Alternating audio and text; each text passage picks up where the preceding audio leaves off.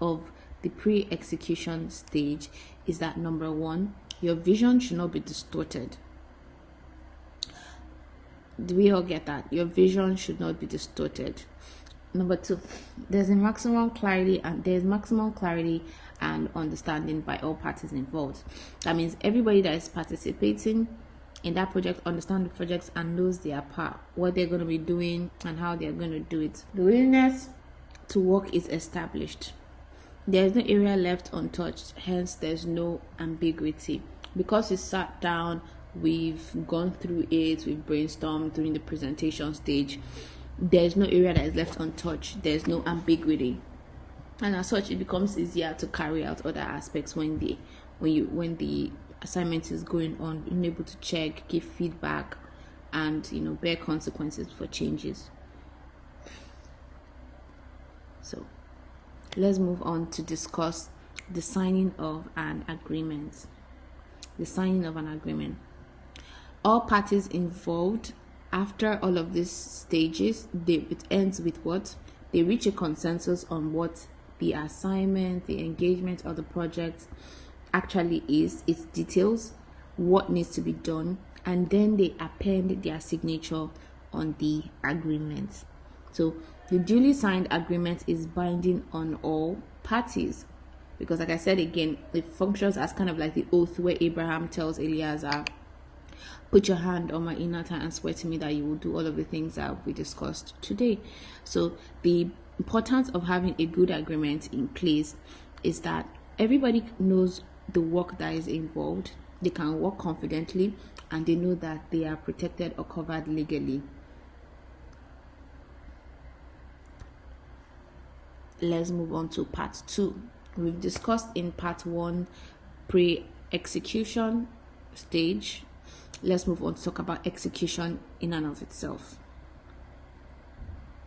So execution itself, when you look at the definition of execution, it refers to the act of carrying out, performing, or putting something into effect.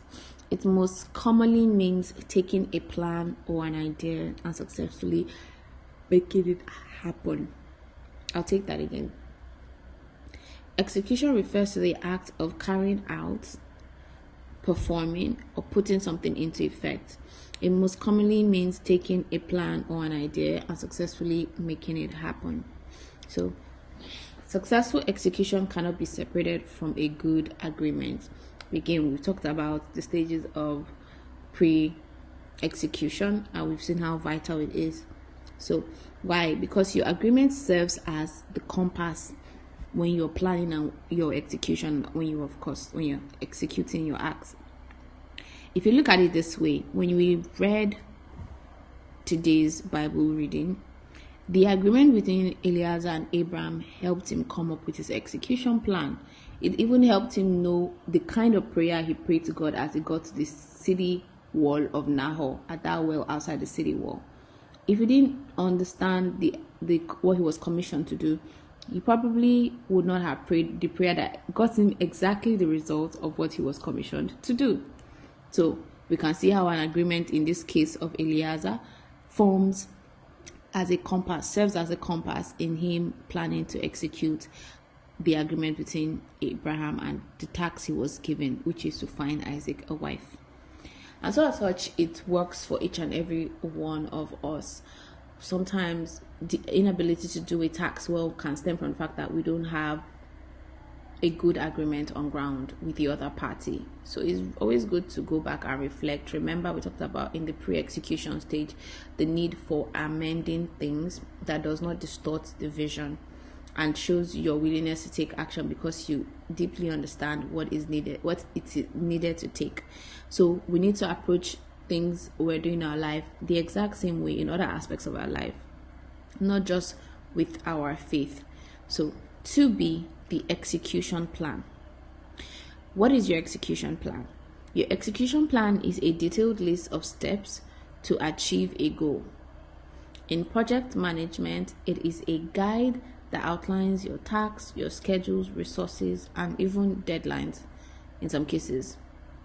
So it's necessary to have your execution plan, because you actually need a detailed list of steps, and your plan is going to be guided by your agreement.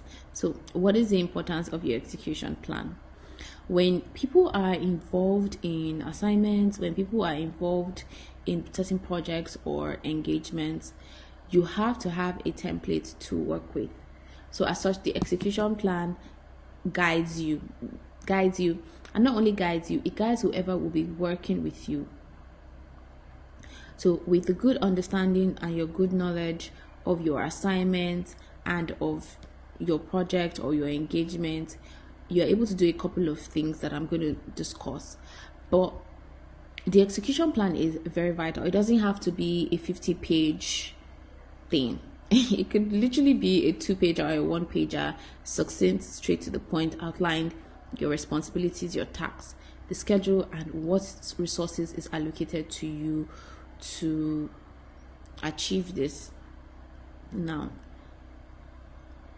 with an execution plan, you're also able to know what are the resources you require, what you already have, and what extra do you require. Who is going to provide the resources that are required? You're also able to use the resources for the maximum results. You can look at how scheduling your execution plan in line with your time management and your fiscal movements, meaning how do you want to execute things? If certain parts of your agreement involves you traveling far, how do you want to plan your time? How do you want to plan the logistics of things like that and other things like that?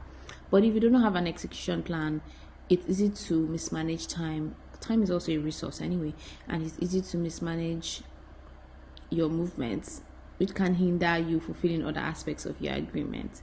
And of course, with an execution plan, you can do project and progress assessment, which is why I said it's important to have an execution plan, not just for you, but for people that are working with you, because the more people work on something, you might end up bringing other people on ground. But if there's an execution plan they can follow, you can access what has been done about the project, how far things have gone, what areas have not been touched at all, and other people can see, you can see clearly where whoever is brought in, what they can do, and they can see what you have done that they can take from to keep on building. So we've seen the importance of an execution plan in part 2.